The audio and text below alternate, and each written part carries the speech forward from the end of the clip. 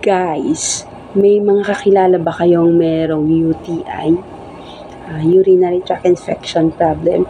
So, meron akong isi-share sa inyo na napakaganda, napaka-effective at talaga namang proven ito at safe gamitin. Unlike sa ibang mga napkin and panty liners, this panty liner is cotton at saka pag nabasa po siya, hindi siya nagpo-form into gel kasi organic po ito. So, napakaganda. Ang pangalan po nito guys, Chen's Iris Panty Liner. So, ito pa isang good news. Meron po siyang negative ion and active oxygen. Plus, meron din po siyang vaginal self-tester card. So, dito makikita po natin kung meron po ba tayong infection or some bacteria sa atin pong private part.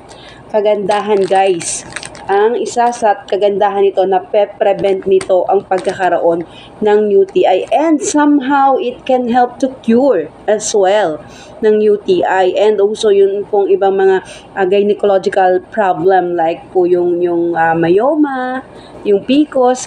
Ito po, trusted ko na to guys. Napakarami na po natulungan nito, lalong-lalo na po yung mga kakilala ko sa Hong Kong, sa Macau, and even po sa Taiwan.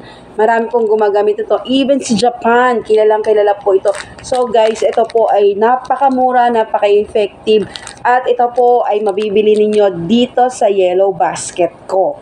So guys, mura. 30 pieces po yung isang pack, yung isang balot niya.